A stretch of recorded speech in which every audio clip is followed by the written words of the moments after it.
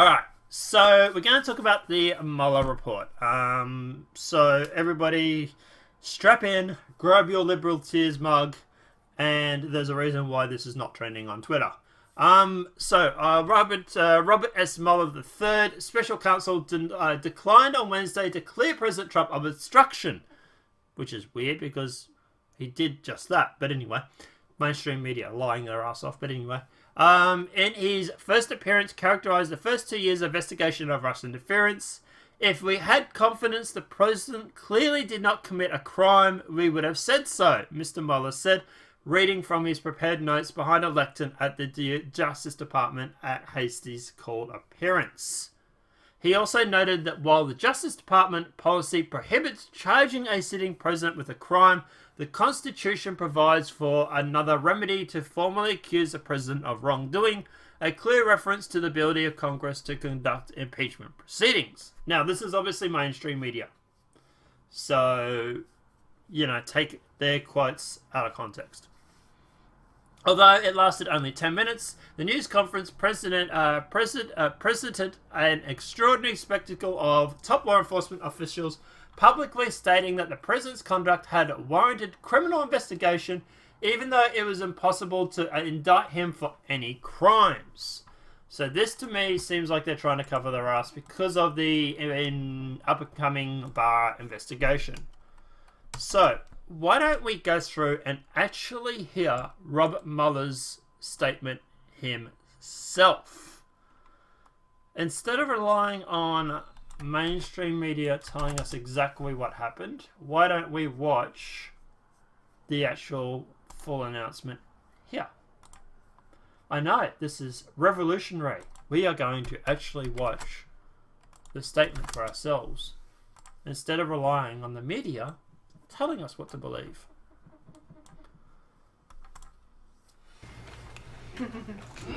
But George, a lot of anticipation here. We've not heard from this man in over 2 years. So everybody, grab your coffee. I'm going to grab a drink very quickly. There has been a lot of conversation about whether... And let's watch it for ourselves. Congress, our sources have been saying that he's been extremely reluctant to do that. And he did not want to engage in a political circus. So we'll find out soon directly from Mueller.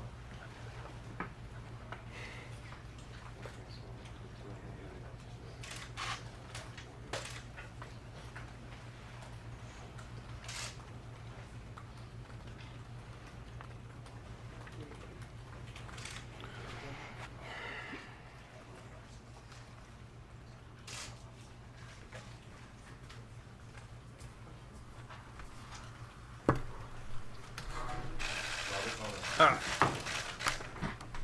Oh, look at that. Perfect timing.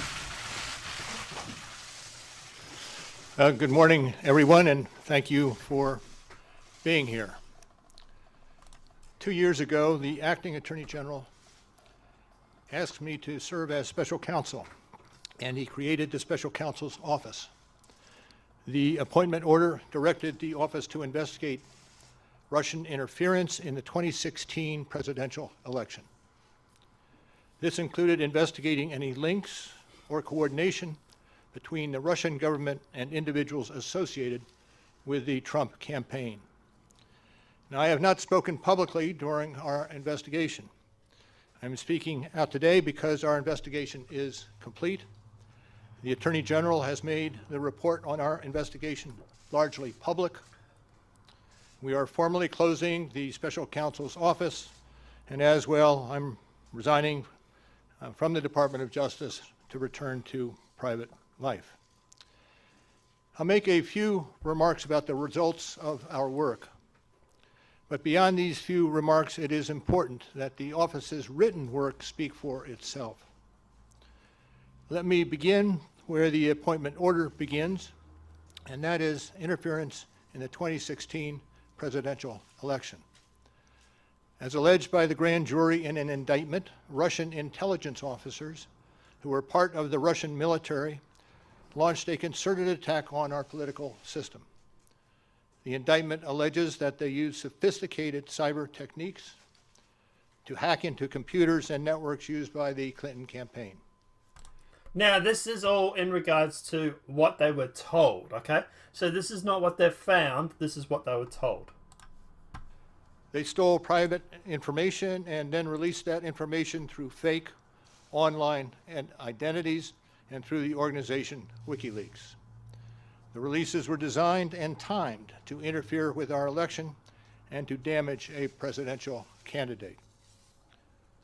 And at the same time as the grand jury alleged in a separate indictment, a private Russian entity engaged in a social media operation where Russian citizens posed as Americans in order to influence an election.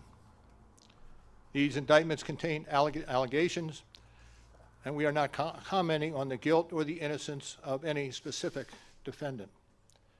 Every defendant is presumed innocent unless and until proven guilty. The indictments allege, and the other activities in our report describe, efforts to interfere in our political system. They needed to be investigated and understood, and that is among the reasons why the Department of Justice established our office. Now, my original statement on, or my view on all this, right, is that's fair. Robert Mueller didn't do a bad job, right? I don't like him. He's a war machine hawk. I don't like the guy, right? But at the end of the day, the fact is that he was asked to investigate on the evidence that was provided from the FBI and the DOJ. My problem is that the FBI and the DOJ provided this information knowing that it came from, like, the Steele dossier, for example, which knows that it was, for example, fake. No worries, Centaur. Have a good day, buddy. Yeah, this will be uploaded as a separate video, so you can watch it later. But at the end of the day, yeah, they knew it was fake information. But the FBI, the DOJ, even after writing that this information has been confirmed, this is validated information, used it to then get a FISA warrant. And then used that same information to go through and to launch this special prosecutor. So I don't blame Mueller for doing his job. I blame the FBI heads and the DOJ heads who wanted to go through and push for this because of this fake dossier.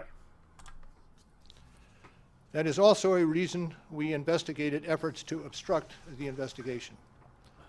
The matters we investigated were of paramount importance. It was critical for us to obtain full and accurate information from every person we questioned. When a subject of an investigation obstructs that investigation or lies to investigators, it strikes at the core of their government's effort to find the truth and hold wrongdoers accountable. Let me say a word about the report. The report has two parts, addressing the two main issues we were asked to investigate. The first volume of the report details numerous efforts emanating from Russia to influence the election. This volume includes a discussion of the Trump campaign's response to this activity, as well as our conclusion that there was insufficient evidence to charge a broader conspiracy. And in the second volume, the report describes the results and analysis of our obstruction of justice investigation involving the president. The order appointing me special counsel authorized us to investigate actions that could obstruct the investigation. And we conducted that investigation, and we kept the office of the acting attorney general apprised of the progress of our work. And as set forth in the report, after that investigation, if we had had confidence that the president clearly did not commit a crime, we would have said so. We did not, however, make a determination as to whether the president did commit a crime. The introduction to the volume 2 of our report explains that decision. So basically what he said there is no one went through and colluded with Russia, which is what it says in the report. As for the obstruction, he says we can't prove that Trump didn't obstruct, but we can't prove that he did. Well, okay, but as you've already said, people are presumed innocent till proven guilty, right?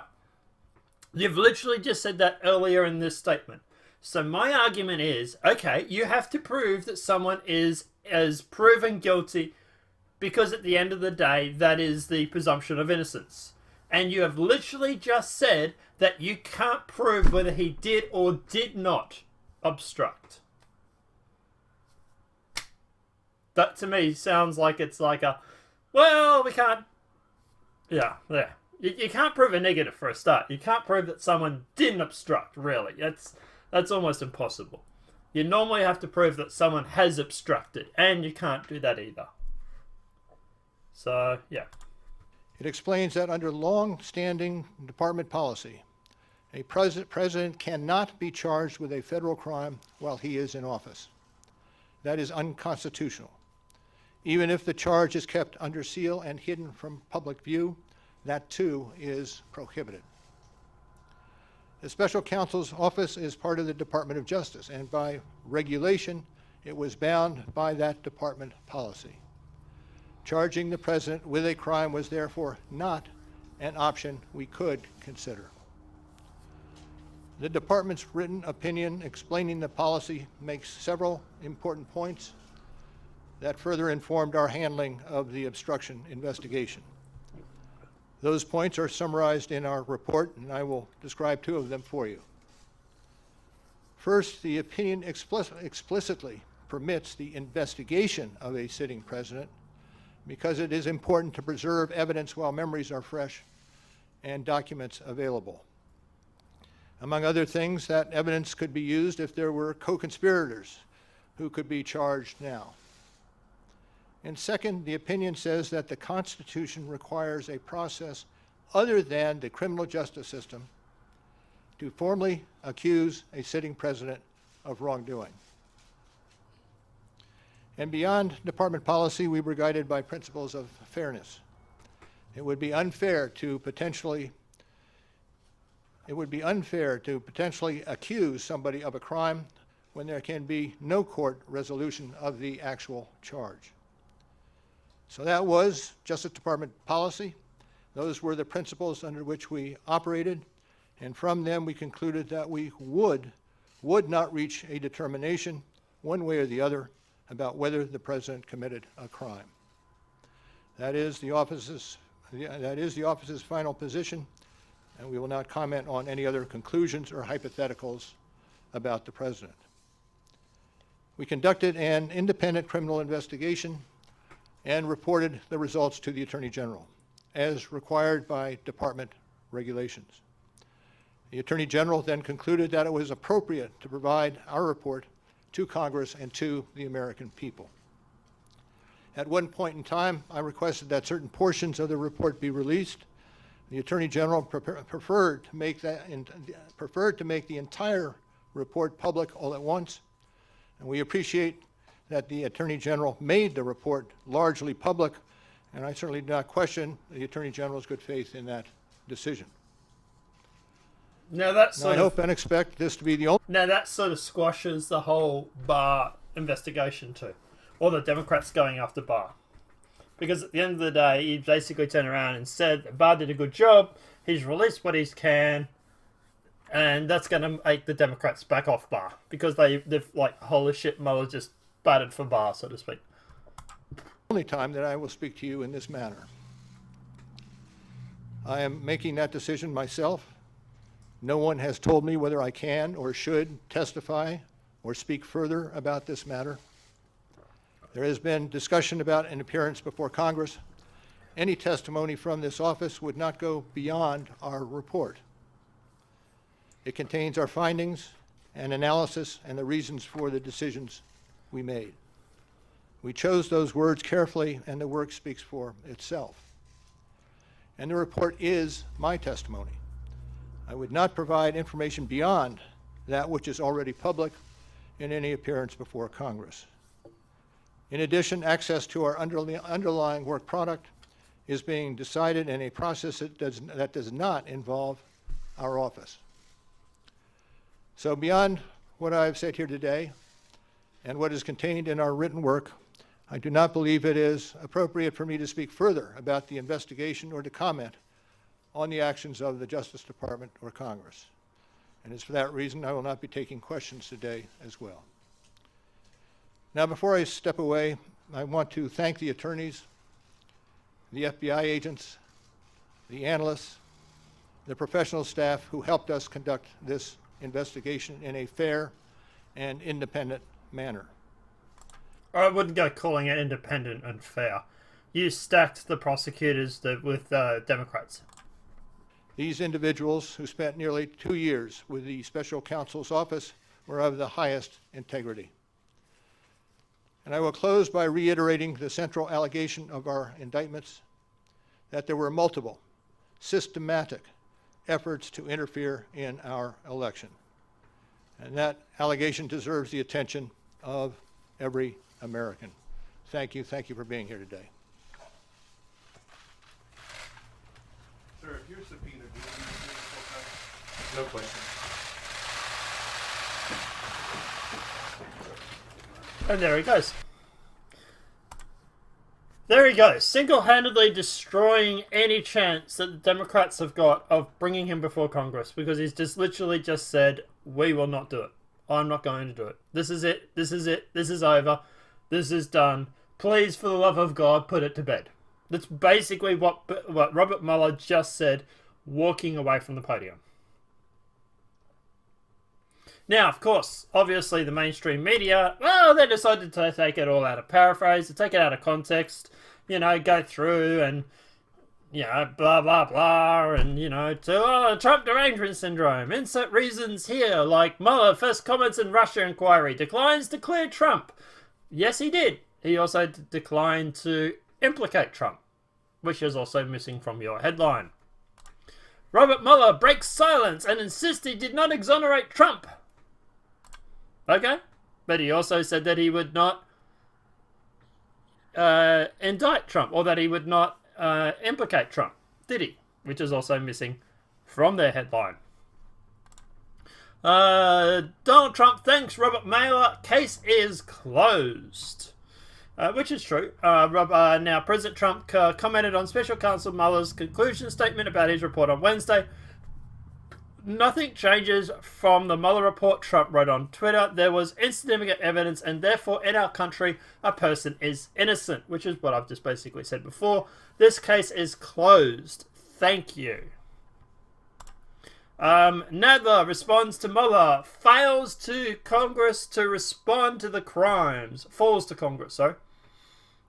House Judiciary Nadler responded to Special Counsel Robert Mueller's first public remarks Wednesday since his report was released, saying it's up to Congress to investigate the findings in the Mueller report. So in other words, we're going to double down. We're going to double down some more. Limburg on Mueller remarks, do you realize what an abomination of justice system that is? So on Wednesday, on his national syndicated radio show, conservative talker Rush Limbaugh slammed Department of Justice Special Counsel Robert Mueller for his statement regarding whether or not President Trump had committed obstruction of justice during his investigation of Russian interference in 2016. Limbaugh called such a statement an abomination of the justice system. It goes for 8 minutes, so I don't know if I want to play the whole thing.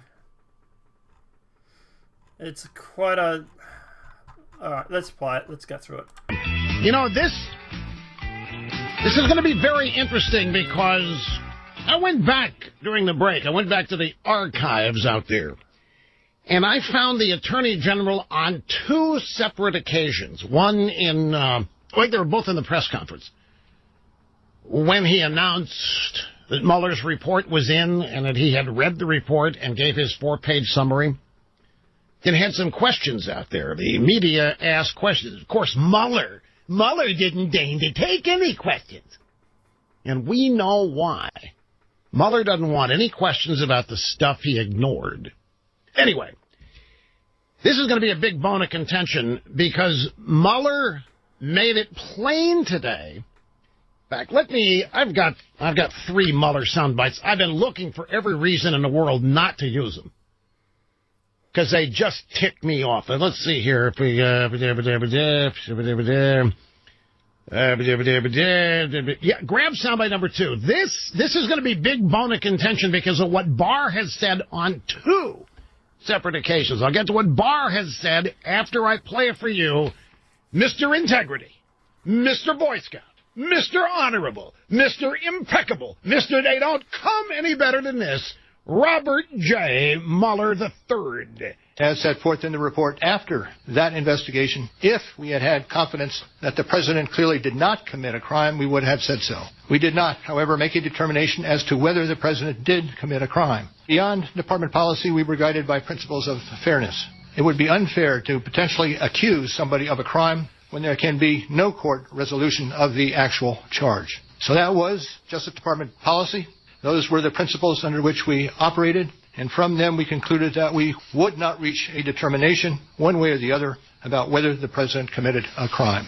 That is the office's final position, and we will not comment on any other conclusions or hypotheticals about the president. Throughout he actually was more emphatic than that, even on the Justice Department guidelines. Office of Legal Counsel. By the way, Office of Legal Counsel is the lawyers for the lawyers. You know, DOJ is the Department of Justice, but even they have lawyers who tell the other lawyers what the law is and what procedures are, and it's the Office of Legal Counsel that determines what the DOJ can charge and not charge. They have determined since 1979 that you cannot indict a sitting president.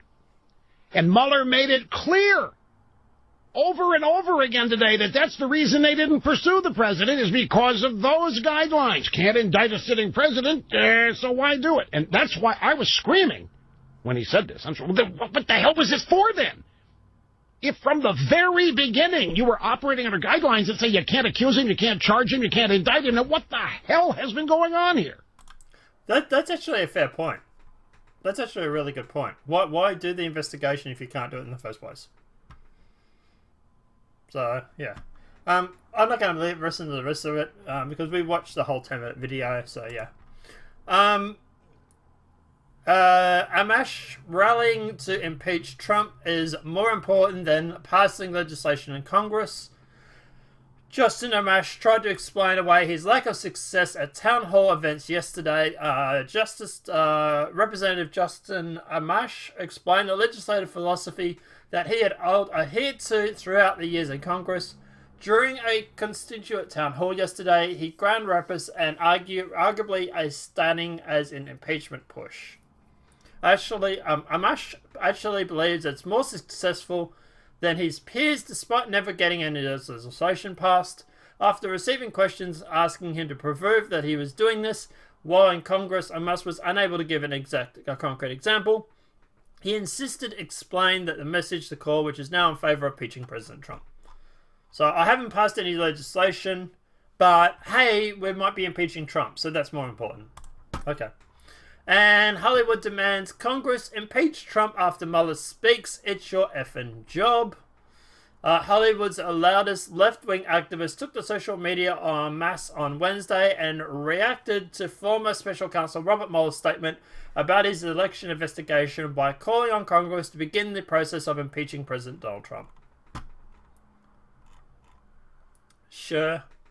He's a liar, racist, anti-Semitic who moved the Jewish embassy to, Jerusalem. But anyway, he took money from the poor. He actually gave money in tax, but anyway. 4 non-existent universities lied about the building condos and people lost their money. He laundered money for Russia? What? Okay. Oh my god, this stuff makes my brain hurt. It really does.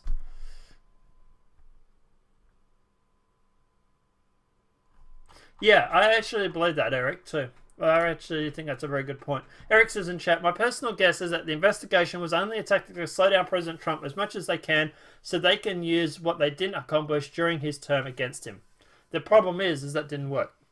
The problem is that Trump got more done in his first two years than ever before. And I think the whole investigation into Trump, I do really think that they really did believe that he colluded with Russia. I really do think that they drank their own Kool-Aid. And that's what the investigation was. That they were hoping that Mueller would find something so they can impeach him on and get rid of him. It was a plan to get rid of a sitting president, which failed because he didn't actually do anything wrong. So, yeah. Democrats want to impeach to find out what's impeachable. Sounds familiar. So look, at the end of the day, it's Trump derangement syndrome on high. It really, really is. Look, guys, you saw the 10-minute clip there yourselves, so it's the reason why we show it. To me, it seems like Mueller's had a gutful of this.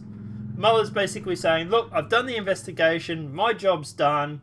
You know, we couldn't find anything that Trump obstructed on. We couldn't find anything that he didn't obstruct on. You know, he might have, he mightn't have. And even if he did, well, we wouldn't be able to charge him anyway. So, yeah. Look, at the end of the day, can we put this to bed now?